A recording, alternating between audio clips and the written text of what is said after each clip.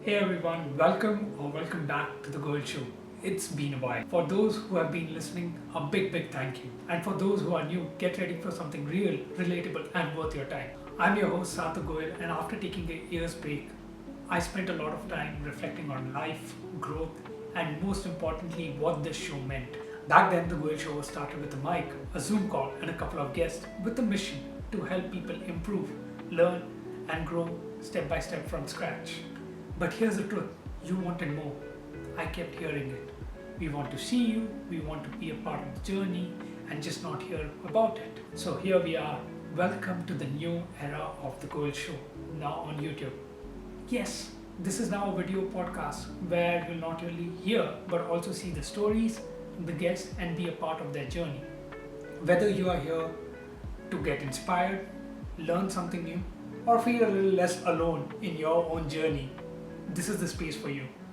I believe growth starts when we are willing to start from zero, and that's exactly the show is about, helping you grow from wherever you are. So hit that subscribe button, like, share, comment, and let's build this together.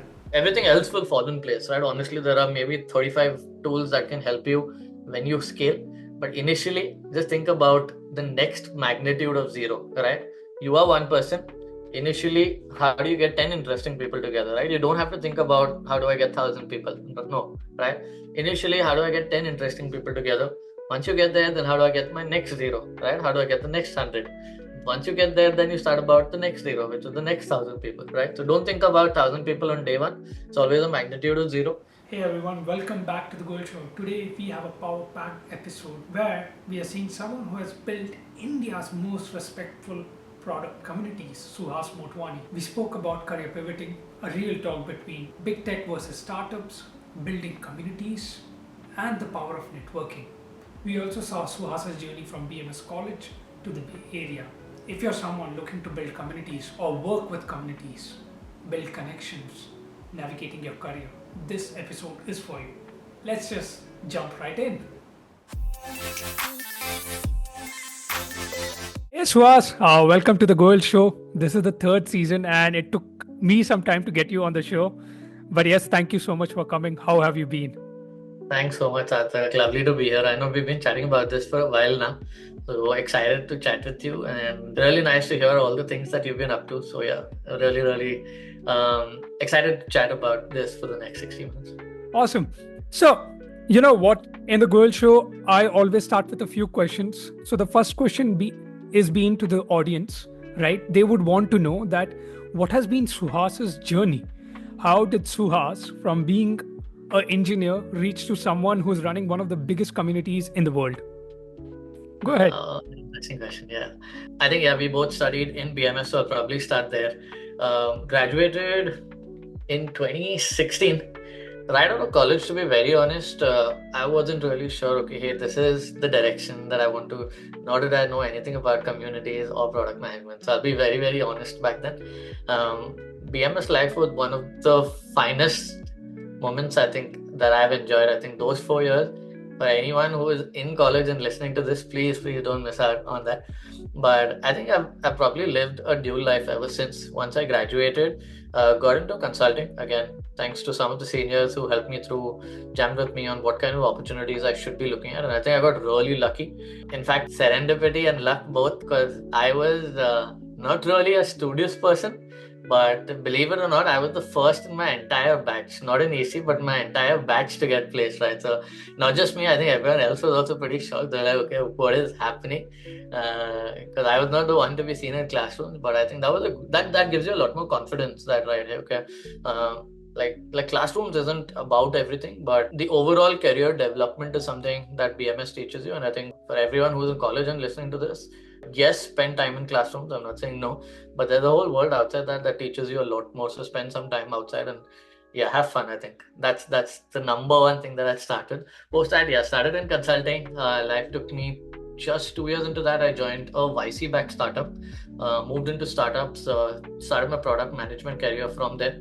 No one else again in my batch, at least not in EC, was into products. So again, that was one of the first for me to learn from other people, and got lucky, I'd say, again there, that it opened up a whole new world for me. A year into that, got a chance to move to Europe with PepsiCo. Again, a very, very different world. Very early into my career, getting that exposure, getting to work with people who had been in PepsiCo for 25, 26 years directly. It's a very, very different experience. Spent a lot of time in Europe. Moved back last year, started my own company. It's something that I'm currently working on. It's an app called Indistractable. The idea is to help people stay focused and be a lot more productive. I think you, me, everyone in our generation and younger are struggling with this all the time, right? Simple question to everyone is go check the screen time on your phone. You'll be shocked when you multiply that by 7, which is your weekly time, multiply that by 365, and you'll realize that half your waking hours are going in front of a digital device. And many a time, I think people realize that now and they want to break out, but they don't have tools. So I think that's something that we want to focus on. We've been growing really fast. We have over 1 million downloads on the Play Store. So that's scaling really well. And that's where I'm focused on. The reason I said a dual life is because I think, like you said, over the last 5-6 years, got introduced into this world of community management by a friend. And since I was in product management, started a tiny community back then. No one was really focused, at least in India, in product management. And I had no idea what community management was, but I thought it'd be just interesting to get in, like, interesting people building interesting products together. Right? That's all that I started with. Found some very interesting folks along the way who helped build the community. And today, like you said, we're one of the world's largest product and tech communities. It's 100% volunteer driven. We're over 220,000 members. It's called the Product Folks. So if anyone's interested in product management or has started their product career and wants to meet other people building product, it's a community of builders, right? So product managers, software engineers, marketers, founders. I think, yeah, that's introduced me to a whole world of people building really cool stuff.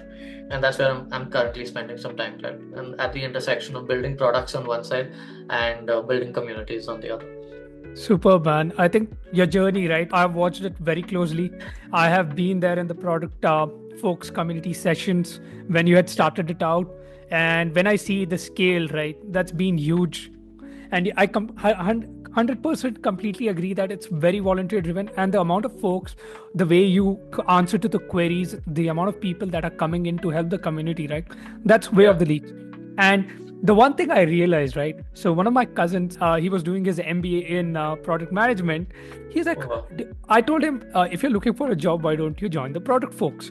He's like, how do you know about the product folks? Because I thought, how would a techie like me know about the product folks? Because I'm completely in a different role. Then I'm like, yes, you should reach out to them. And that's when I understood the community that you have built, right? It has such an impact on the students or the people who are working already. That's been there.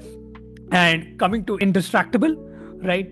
In fact, this is personally me. From a year, I was trying to get away from phone. And I possibly did that. I have used Indistractable because I know when you started it, you had given it to us. And I think that's a bigger thing and one of the bigger concerns that's going to be. And I see that you're going in a very good position, right? Coming to this, right? You finish your consultant role. And when you look at joining a startup, there are two brains or there are two thought process. If I look from an world perspective or anything, person who's willing to take risks would go to a startup, and person who's not, okay. If I go tell anyone that I'm in startup, the first thing they're saying, dude, are you mad? Do you know the risks in today's world scenario? As a person, how did you take such risks? What do you think? What's your thought process behind joining a startup? Though it's YC backed, but that thought process, that school of thought it comes from. Small company might shut down. What's their pay grade? How are you going to survive? So what was your thought at that point of taking that risk that, okay, let me join this startup and let's see how things goes? Absolutely. I think I'll talk backwards. Like, times were very different when I joined the startup. But let's be honest, right? Yesterday, Meta, in fact, laid off so many people. Google is saying that they'll lay off people next month.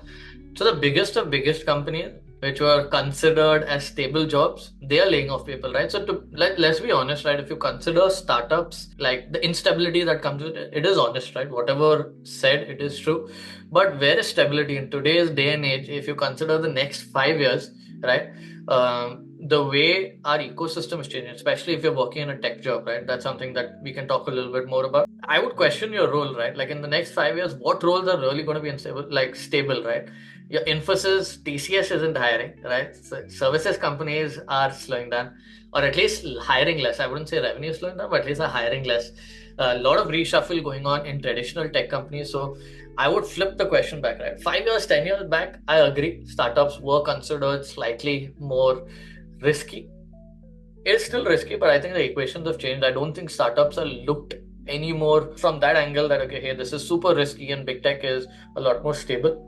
The notion is there, but I'll be very honest with you, right? I think there are enough startups that are early stage, have raised enough capital, there's enough upside left in their journey, and pay equal to what a big tech would, right? So especially if you're in college, I wish someone told me this back then. I would have joined earlier, or I would have taken bigger risks, to be honest. But if anyone who is early listening into this, the notion of stability, try to get away from it. It's not easy, but as much as possible, try getting away from it, because the opportunity cost when you're starting your career is the least, right? So as much, and honestly, no one knows where the future lies. No one knows, okay, hey, if you're joining an early stage startup, this is the next Google, or this is the next Meta. No one knows that, right? But if you have age behind you, you get to take more number of shots at the target, right? So use that as a metaphor, use that as something that you can draw parallels with. Yeah, I wish someone had told me this back then. So for me, I feel it was slightly different, because I saw a friend of mine, we were in consulting together. He left that, he got into product at an early stage startup, and I was like, okay, hey, this is interesting. I hadn't heard of product management back then. I was like, why do I not know about it, right? And he, I think, used to study at BITS Pilani. Most of his circle were people who were, working in startups, or even starting up, right? Both ways. I think the exposure that he got from there, it became a lot easier. And then through him, like stuff that he used to tell me, you're like, okay, what are you thinking twice about? Honestly, right? Go join a Series A, Series B company if you get a chance, because they've raised enough capital, and I think that time the market was also much better, right? So there was definitely tailwind. I got into a company much earlier, not Series A, Series B, so got to see things in like the -1 to 0 phase, not even in the 1 to 0 phase. So yeah, it was pretty interesting for me. I think that really helped me give that break. So just my thought on that is, okay, hey, if you get a chance to take a leap early in your career, don't miss out. You never know what company is going to turn into the next Flipkart or Google or Meta, right? So the opportunity cost is yours to take. Don't miss out on that chance. So one of the things, right, when you were talking about this, knowing about opportunities, one thing which I closely, when I was your junior in college, I know that you were in your final year and you would come to see bench to know about how we are doing events. And we were in a club where you would come and you would say, how are you guys doing this? So that curiosity nature of yours, how did that help you build things? Because when I look back, or even if I talk to students now, right, one of the thing is they're like, okay, I'm doing this, I'm great at this, but leveling up or skilling up, right? That's something I've seen less now. It's not happening in day to day. Because if I look at our circle or anywhere else, we are like, okay, dude, what is this guy is doing? How can I not do it? I should also learn from it. How does your curiosity nature help you get here? I think you probably answered this, right? It is all about the circle. You mentioned it. It matters more than we think it does.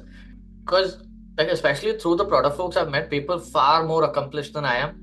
And the way they approach problems, like at sometimes I used to think, okay, hey, and they even reach out to me saying, okay, can you help me with this? And I heard, dude, you are probably like 15 steps ahead of me. And for you to have that humility, come out and reach out and ask me for help, that I think taught me a lot, right? Honestly, I think and in fact, I've seen some of the best entrepreneurs in our day and age. They are just so humble and curious about everything happening to them, right? They know a bit, but there are so many things that's not up their alley, and they're so open to just learning about new things, right? So I think that just prompted me saying that, okay, hey, I have nothing to lose. I don't know so much in the world, and just by keeping that nature of, okay, hey, I'm learning something new, doesn't matter if this helps me today or tomorrow, doesn't help me at all. I think this is something that I entered with. If I were to look back now, I think a lot of pattern matching comes that way, right? Like, I'm just very curious about, could be anything from robotics to like how things fly to, like, it could be like, I have no idea about like biosciences, but yesterday I was talking to someone trying to learn about that. So just keeping an open mind, of course, really helps. Second, try placing yourself. Like, one thing that I'm trying to do, I think we all missed out. The lucky part was we grew up our college days in Bangalore. So Bangalore is definitely one of the spots that you should be at least in India. But as much as possible, if you aren't in a tech hotspot, try moving to one, right? Our generation had 3 years of the pandemic. We got so used to remote thinking, okay, remote is the future. But the learning that I've had, And especially if you get a chance, try moving to tech hotspots. Surround yourself with people that you want to become. That's very, very underrated, right? People assume that, okay, hey, like I feel remote hurts early careers more than it makes, right? We think, okay, hey, we can save up a lot more. We think like the comfort that we get working from our laptops. Yes, we all like it, but I feel like in the long run that harms you more than it does good. And in the recent times, you're seeing, right, everyone's moving back to like work from office. So if you get a chance, yes, you get to save a lot more if you're staying at your hometown and earning Bangalore salary. But if you're in that first decade of your career, please move to a hotspot. That hotspot could be anything, right? If you can get a chance, move to the valley, nothing like it. If that is too far, move to like the closest one next to you and try working your ways up. If you're in that dense network, serendipity will come your way, right? So just spread that net far and be curious. Yeah. Yep. I think curiosity helps, and being that when you spoke about humility and humble nature, right? Because you're exposed to such people, even you start learning that. It's not that, because at the end of the day, when we are sitting on this side, when we look at that person, we think that, okay, this person is a big shot. How do I reach out to him? Or how do I reach out to her, right? That becomes the biggest question. So my next question is around that. Both of us know a person who is an excellent networker. I'm talking Sure. about my mentor, Yogi, right? And something Oh, I yes. picked up from him was networking. And I have seen you, I adore you for your networking skills. How did you build that up? And what made you think that, okay, I need to know these people? So again, I think this comes back to like where we started, right? To be very honest, I think, of course, we come from a college that's very reputed, but one thing you realize getting into the ecosystem is there are people far, far more accomplished who you can learn from, right? So that was the mindset that I went to. It wasn't more about networking, but just people that I wanted to learn from. That was my mindset that I went into it. Two interesting things that I wish I knew back then, something that I'd love to share. Two things that I think are still very underrated is one, there is every person you meet, regardless of where you come from, there is something that you can help with, right? So keep that as a mindset that you go into every conversation with. Give before you take anything, right? If you can, and for me, it's as simple as if I go talk to someone, if there is someone else in my network today, right? I'm talking about today. If there is someone else in my network who I think can help them, or that is one thing that I lead with. So it becomes, and this of course comes with building the product folks for 5 years, right? So that is the tailwind here. It might not work exactly the same for you if you're starting from day zero, but that's the easiest hack, if I may share, that if there is someone interesting in your network who you think can help someone, just do it without thinking like any other motive in your head, right? You never know. The power of serendipity comes with being a node, and that has worked wonders for me, right? I use a couple of tools these days to do it, so you can even measure it. Last year I made over 850 such intros over that particular tool, right? Yeah, I think that is just invest some time into it. You never know how that comes back. There are people who are co-founders today through that. There are people who are life partners through that today. So, like, yeah, just make interesting people meet. That is my number one thing. Number two is something that is still underrated, although it's been spoken about a little bit nowadays, is the power of cold emailing, right? I never did it early in my career. I wish I did a lot more, because when you're young, you can make a lot more mistakes. But I'm starting to get better at that as well. It's something that I wish I knew when I started. But there are lots of templates today online. There are lots of ways you can do it better. It ties up to everything we've spoken till now. Curiosity, personalization, give before you take. And yeah, personalize it. Essentially, like if you can mix these three and reach out to someone, if you are interesting, I can assure you, however ahead the other person is in their journey, most busy people look at their email. That is something I can assure you. So if it's a well drafted email that has some value and covers the 3 points that I just spoke about, I'm sure you'll get a response there. Oh man, tell me about this tool. Actually, I'm curious about this tool now. You spoke about the tool where you. It's a tool called Bridge. It's Okay, called Bridge.app. Happy to share. I can send you an invite for sure. done. Send on this email. And there's a new tool that I'm trying right now. It's called Happenstance. Okay. That's an AI tool. It's only, I think, about 2 months old. So a lot of VCs talking about it. So I've just started using that. But yeah, Bridge is something that I've been using for the last 1.5, 2 years now. Superb. All right. So let's talk about Indistractable. All right. I know that's your main idea was that I want to make sure that I'm not using my phone much. Personally, what do you do not to keep yourself? You have the app on your phone, that's for sure. But Yeah. personally, how did you make your habits? What's your habits around the phone? So now it's all dependent on the app, because on Android, for example, it's a launcher. It's a minimalist Android launcher. Currently have over 1.2 million downloads. A lot of people using it now. And because it's a launcher, it's not something that I need to go click on.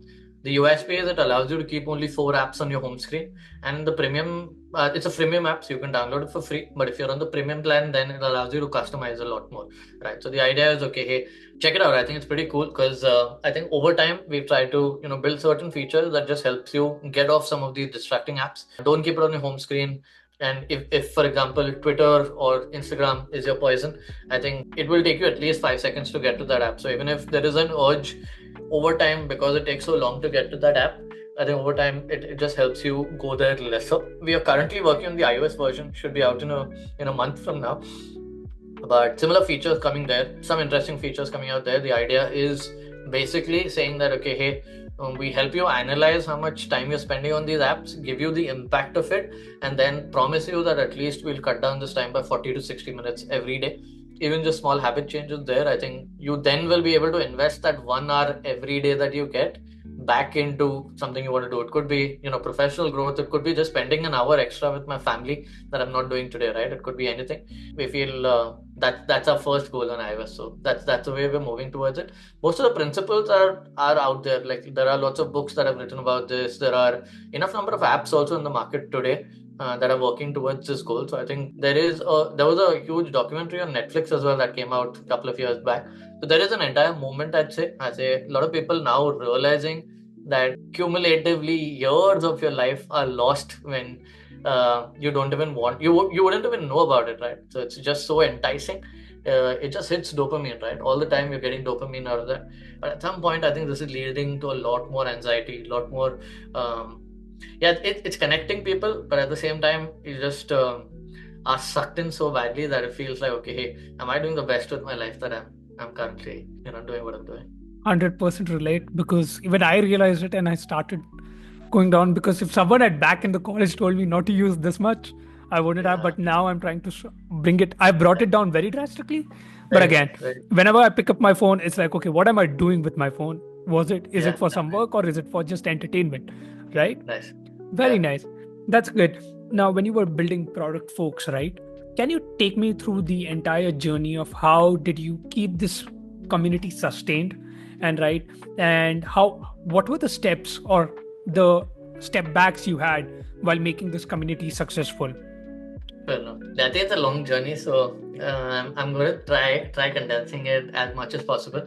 Early days were just about, we didn't know we're gonna grow this big. To be very honest, I think early days was just about getting interesting people in the same room. The motivation for me is I get to meet a lot of interesting people as well, right? I think that probably was a great that was motivation enough for me, right? I wasn't really looking for anything outside of that, because I think there were so many cool products coming up in the ecosystem there, and I just wanted to know how are people doing. Number one, that. Number two, I think I didn't know too many senior people in this space, so my idea was, okay, hey, what next, right? Okay, I'm starting as a product manager, but what does my career look like? What do I do post this, right? So those were my two curiosities that led me to this. Run through, I think the community has grown now. Today, I think from the early days of just me organizing this, then we started organizing this across lots of cities. Pandemic hit, realized that, okay, hey, there's an opportunity to scale this now globally and virtually, right? So then we started hosting a lot of people from the valley. Realized, okay, hey, there's a chance to maybe go into the education side of things, and that really blew up for us, right? So education becomes one of the largest verticals for us today. Post which realized, okay, hey, post education people want to get into opportunities, right? So the job sector became like a very big opportunity for us post that. So it was, okay, learn, then earn, right? And the last part was grow. A lot of these people who joined us 5-6 years ago now branched out. Some of them starting their own companies, some of them growing up the career ladder, some of them just want to give back to the community, right? So then both online and offline, now there are about 18-19 different initiatives that we run, right from events, right from online networking, education, mentorship, job opportunities. we've now started carving out vertical communities for women in product, for the founder folks, the fintech folks. So we're trying to create lots more properties that are more verticalized, more engaged. But the idea is to help people learn, earn, and grow as they progress in their career, and help everyone around them grow together. So that's the motive. Most of everything that we do is entirely free for the community. It's by the community. It's volunteer driven. Today we have more than 35 volunteers, and we are across 28 cities globally, right? So what we want to do is eventually in every tech hub in the world, we want to have an active chapter. So world is only going to get smaller if you are, say, today based in India, relocating to the US for your masters, and want to start a career there. You will definitely have someone in that city. That's a plan, and I think we're progressing in the right direction.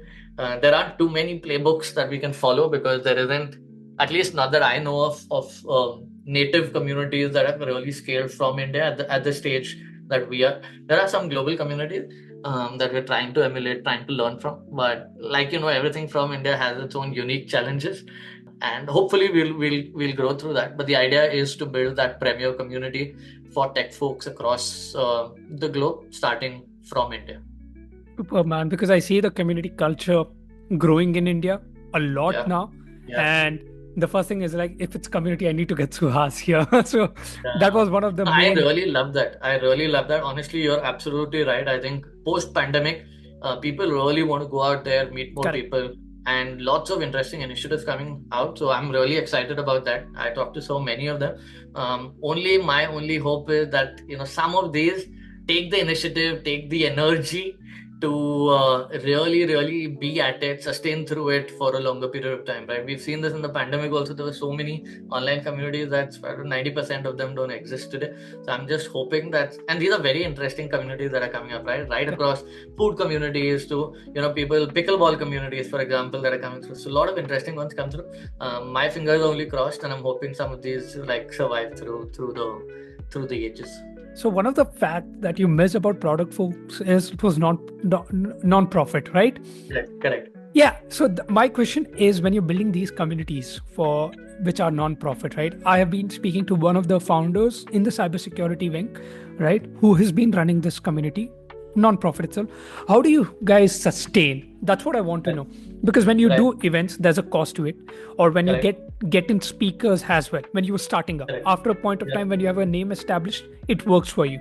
But in the starting phase, how did you go about the funds? And was it from your pockets, or how did you go about getting the funds into the community? Correct. I think things are very different. Like you mentioned today, once a community is a lot larger, it's just like any other startup, right? Like you have a lot more tailwinds behind you, lots of partnerships that come in your place. But early days, I'd say it's a lot of founder hustle, right? I remember, I think for the longest time, for the first 1.5 years, honestly, we didn't take any external capital. It was just our personal money going into these events, etc. On one side, that's the monetary bit, but second is also the energy, right? I remember there were so many people I messaged cold. I didn't have a following on LinkedIn. I didn't have a wide network either, nor do we come from like the IIT's bits that has that kind of alumni yet. We have a great alumni network, but I don't think that many were in product when I started. I did search for this, but not so many in product where we started, right? So it was just plain hustle. It was reaching out to event spaces, co-working spaces, let us host events in their space. A lot more reach outs on like speakers bit, like, okay, hey, this is what we want to do. This is why we're interested. We'd love 1 hour of your time. Sometime later this month, you message 25 people. Like I spoke about cold emailing. I think this was our version of it. Of course, when I look back at some of these messages, I'm like, okay, what were we doing? But I think it was pure hustle. I think back then, like, reach out to 25, 30, 40, 50 people, senior folks. I think 1 or 2 of them agree. And then that kicks off the flywheel for you, right? So I think what really motivated us, especially in Bangalore, the first event that we did, almost 70, 80 people turned up, right? So that gives you a lot more motivation. And this was a time when TPF didn't even have a LinkedIn page, right? Today we have 150,000 followers. But back then, starting from scratch, I think it was a lot of hustle, right? On both sides. Today, like you said, I think things are a lot easier on that front. Already have a pipeline, I think, for the next 3 to 6 months. So I think things are a lot more streamlined today. But early days is pure hustle, right? I think if today, I think I see, like, especially given how social media is today, this was 6 years back to now, I feel on that outreach, but things are a lot easier today. If you ask me, people are more willing, right? Back then, I don't think like even senior leaders, but then now senior leaders are willing to come out, share their experiences. So starting off is a lot easier. What has become harder today is sustaining, right? Like you mentioned, over time, the energy to continue doing this, number one. Number two, differentiating, right? Today, Correct. like if someone's starting a new community, how do you differentiate from stuff that's already existing? And we're moving back into an offline world, so it requires a lot more energy, right? Online was slightly easier in the pandemic. So these three things are the pros and cons of the time and age that you're in, but it's a lot easier getting started. So if anyone's interested in starting a community, never a better time, to be honest with you. Never a better time. All right. I have two questions. All right. I'll come to the starting the community part. Now, when Yeah. you're starting a community, any tools that you recommend? Because you've been through the hustle journey, right? You've been Yeah. through the hustle. You have gone through WhatsApp groups. You have a Yeah. fantastic Discord group, which I'm a part Yeah. of. I keep Yeah. seeing the updates in there, right? Any particular tools that if someone is starting a community that will help them manage things better or they Fair. can track things better? Fair enough. I think, see, early days, just think about where your members like. Think about what kind of community you want to build. Number one. Number two, where do your existing members hang out, right? These are two questions before starting. Don't impose a tool on them. Don't try pushing something on them. Rather, wherever they exist, try building something around that, right? In their natural habitat. If you're building, for example, why like Slack work for us, right? Because initially we started building a community where it was about product managers and senior product managers in startup companies, right? That was our ICP. We were in that journey. We wanted to meet more people like that. At that point of time, most people in startups, even today, exist for their daily, day in, day out, they're on Slack, right? For their work purposes. Second, since we started in India, you know how WhatsApp usage is in India, right? So if you are starting an online community, know where your members are already hanging out, and that's probably why it worked for us rather than imposing a tool on your members, right? Starting an offline community, great place to be. Think about some interesting formats. What is interesting for your set of members, right? Think about ways that you can enable people to meet each other, gain something about it, meet interesting people, right? Essentially, that's what you want to do. Think of interesting formats. Everything else will fall in place, right? Honestly, there are maybe 35 tools that can help you when you scale. But initially, just think about the next magnitude of zero, right? You are one person. Initially, how do you get 10 interesting people together, right? You don't have to think about how do I get 1,000 people. No, right? Initially, how do I get 10 interesting people together? Once you get there, then how do I get my next zero, right? How do I get the next 100? Once you get there, then you start about the next zero, which is the next 1,000 people, right? So don't think about 1,000 people on day one. It's always a magnitude of zero. And with each step, you'll realize there's something that comes out of it, right? Like, so there's an entire playbook today. There are lots of books that can help you. Yeah, do it if you enjoy meeting people. Do it. It's I'd say a thankless job. Right? There needs to be someone who brings people together. People have a great time in those 3 hours, for example, in an offline event. But the community manager needs to put 30 hours behind it, right from logistics to partnerships to even just curating the list, right? If you end up not curating it, you have a horrible, like everyone has a horrible experience, right? So that 30 hours is something you should be willing to put initially. And most times for the initial 6 to 12 months, you might not even see any result, right? You might not even see anything coming out of it. But I can assure you, any community, if you're at it for 12 to 18 months, lots of interesting things happen after that. The first 12 to 18 months, just like in any other startup, are the hardest, right? You might not see direct results today. If you can get through that 12 to 18 months and you enjoy getting people together, whether online or offline, I think you will find your niche. So I think these are just two inherent things that you need to take care of while you get into building communities. Superb. I think you answered my second question as well, which I was going to ask. How did you foster engagements to get the participation up? And you already told whatever is their comfortable spot and whatever, if you like getting the people in, that will help them out. Go ahead. Yeah, I was just adding that from my point of view. I think, see, engagement is a byproduct of it, right? If you're creating something interesting, right, and it is a value add, right? If it's interesting and there is some value and you're getting interesting people together, right? If it's a mixture of these three, engagement will follow. Engagement isn't a metric that you need to go and think about, okay, hey, what gamification do I add so that people will engage more? No, right? This is something the community will tell you. For the first 200, 250 members that join Product Folks, I knew each one by name, right? So if you can essentially create that bond from those initial 100 200 people, you'll understand what is it that people want, right? And that pattern matching is the job of a community manager, right? Many people will be there who'll tell you, these are the different directions you go. But if you find, okay, hey, this is something that I find really interesting, and within the first 200 people, there will be at least 10-15 people who you'd be able to pattern match, thinking, okay, hey, there are at least these many people interested in X. You will find that X, and that will result in engagement. So don't keep engagement as your North Star. I think this is something that a lot of people end up talking about, but I think that's a misnomer. If you sit and focus on engagement, you're driving the wrong levers, right? You'll end up like incentivizing the communities in wrong ways. And we've seen that, right? Like, honestly, yes, you can do a lot more incentivization at a later stage. Definitely incentivize your, I'd say your power users or power members. Definitely do that. But don't keep that as your North Star, right? Try figuring out why they should be hanging out. Why should they spend that 1 hour, 2 hours in your community? And if you can create a space that is interesting with interesting people around it, I think engagement will come automatically. So I think that gave a very holistic approach to the entire engagement part. I'm actually lost in a thought right now. So Yeah. Thanks for that. Now, during our conversation, you mentioned LinkedIn as a tool, right?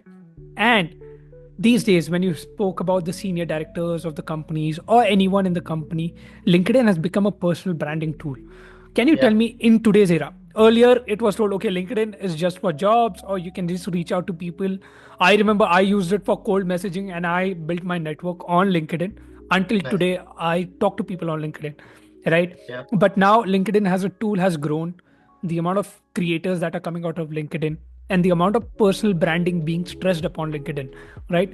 What's your take? Because you have been talking to people, you are there on LinkedIn. Even you said that you also started out with LinkedIn. Can you put some light on how LinkedIn as a tool has helped you, or how it can help people? To be very honest, I think it's probably the number one tool that's helped me. I don't look at it. I think, again, the way I look at personal branding is very different, right? If you add value, two things that you need to think of. I honestly don't believe that you should be like creating content every day, right? That's not something I believe in. If you have a great craft, right, which is the baseline, right? If you don't have a great craft, how much of a content you create, that's going to fall back, right? Content will probably get you a foot in the door, you'll get noticed. But the minute people talk to you, minute you get into a role, that needs to be backed up by your craft, right? So work on your craft. Baseline has to be set, right? You need to be great at what you do, right?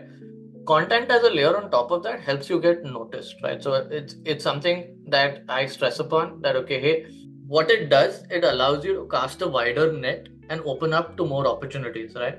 I probably wouldn't have gotten a chance to go to Europe sitting in Bangalore if not for LinkedIn. Right? As simple as that. I don't think TPF would have existed to the scale it does without Twitter and LinkedIn. Right? Every community needs a content layer. Every skill that you are building at the back end, if there are 10, 15, 20 people within your company that know that, great. Like, you should be great at your craft. But if you want to cast a wider net and increase your chances of serendipity, that is where the content layer comes in, right? So for me, instead of focusing on personal brand, first focus on your craft. Get really, really good at what you do. Second, end up sharing some of your learnings, right? If you're curious about you're learning something new, share about it, right? Great craft. Then you have, like, layer one is have a great craft, get better at what you do. Second, when you open up, this opens up opportunities for you, right? When you share something, if you are reading something interesting, if you're learning something interesting, documenting that and sharing it outside allows other people to discover, okay, hey, this guy might be interesting in some form, because he's reading about differentiated stuff. He's built something very interesting, which, I also get interested to chat about. That's the way I look at it. I don't think there's a right or wrong, but if someone's asking me, okay, hey, how they should go about it? Number one, get very, very good at your craft. Number two, to maybe get more foot in the door, get involved in content and community. Right? There are two ways to do it. I think I've indexed more on community. I know there are people who are great at content as well. that helps you open up a lot more doors. So that's the way I look at it. Content and community really help you get in the foot in doors which otherwise probably wouldn't exist for you. So invest some time into that after you feel like, okay, hey, at least the baseline of the craft is set. I think I live by the principle, let your work speak for you. Yeah, And that has always helped me out. And yeah, I completely, because even I was on a thought that I should become a content creator. But again, when you said that if your craft is good, you don't need to. And when I look at my pattern of posting content on yeah. LinkedIn or social media, that has helped a lot. I think I've taken a lot of knowledge from you, but I'm going to take three questions which are signature to the Goel show. All right. So can you give me top three movies that have left an impact on you or you have taken something back from it? Very interesting. Movies. I don't have any impactful that come to my mind, but I'll tell you some that I like watching. I think top three that come to my mind, and these are probably popular ones, right? So there isn't anything that's obscure here.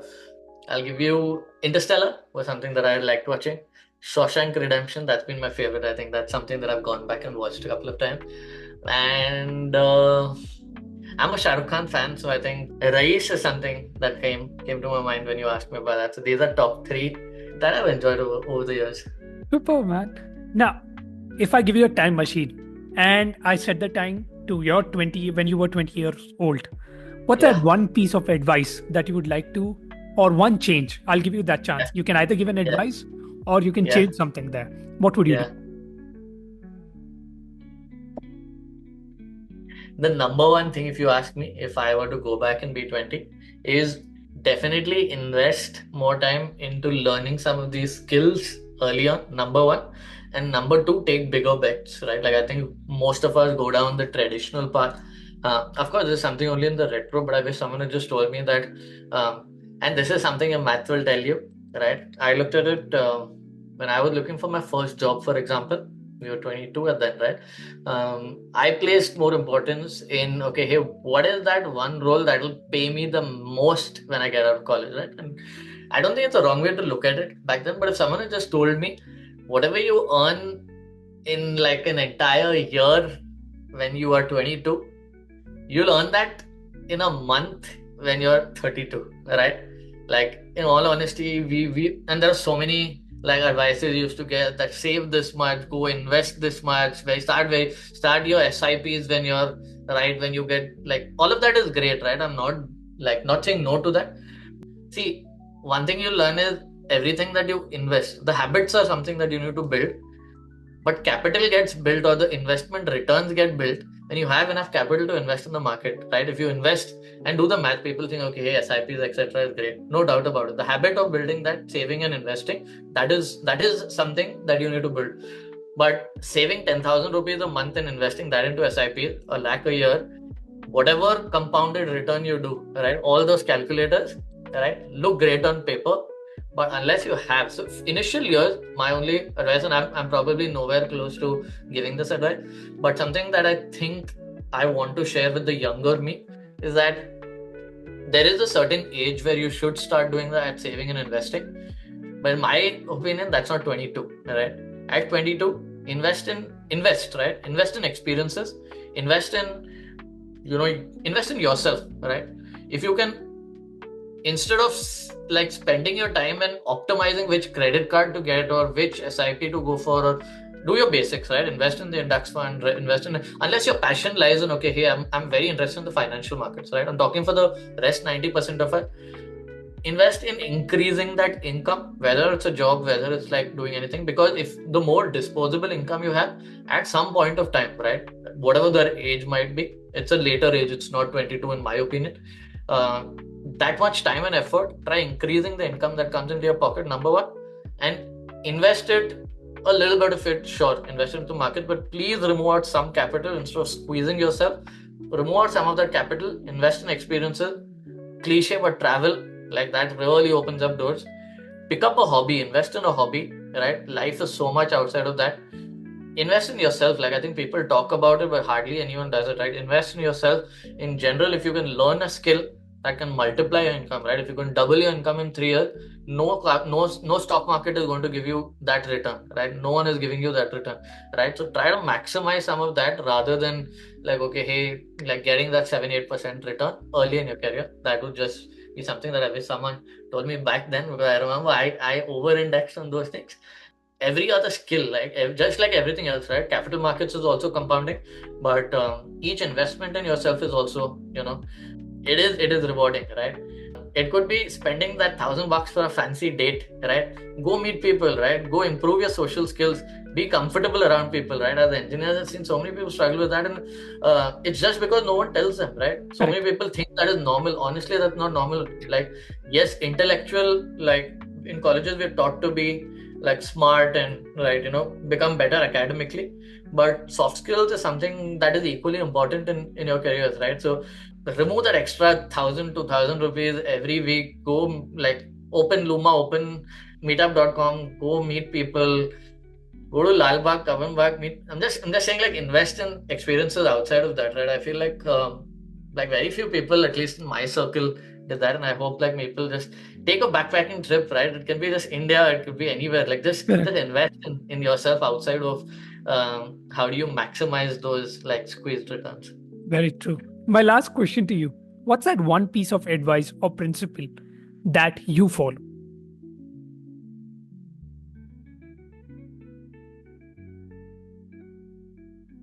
Right now, if you ask me, time is the biggest currency. I think as you get older, you realize that, and this probably ties back to everything that I do right now.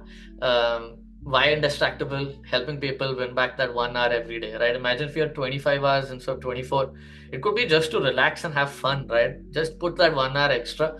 I feel like time is the sense. I think we don't realize there's a very interesting graph that comes out, right? I think this was by there's a blog by Tim, forgetting his second name, but essentially just shows you how many weeks that you have left in your life, right? You'll be shocked at how less this is. You can essentially just cross out the number of weeks that you have, and people don't look at it that way. Like, life just passes by. But I'm not saying you need to be like productive every single hour of your life. That's not what I'm saying. But I think if you can just like take a little bit more control of your life, a lot of people, including me, I think, spend their youth going through. And I'm just saying, this is again from a person of one. I feel like more than anything, time is of that currency. So like, take this opportunity to do as much as you can. Everything else probably comes back.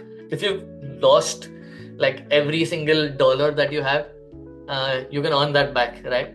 But yeah, time as a currency is something that I'm trying to value a lot more. This could be even just like spending more time with family, investing more into like my school friends and just like meeting them and trying to catch up with them. Could be the hobbies that I wanted to do. If you think, I just bought this like turntable, right? So I want to practice. I always wanted to learn DJing, never got a chance. This is something that I hope to pick up over the next few weeks. Oh, super. Stuff like that. Yeah. So that time as a currency is something that I'm appreciating or trying to get better at. Superb, Suhas. Thank you so much. I think I value time a lot, and I completely agree that we will never get this back. And that's why meet people, experience things, learn things, and teach back, give back to the community. That's one thing that will help us.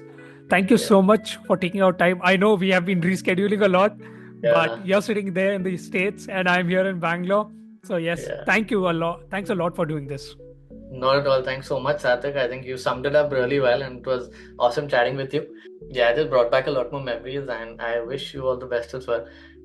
Really, really interesting to see your journey and the way you've planned out this entire podcast series as well. Rooting for you all the way. Thank you.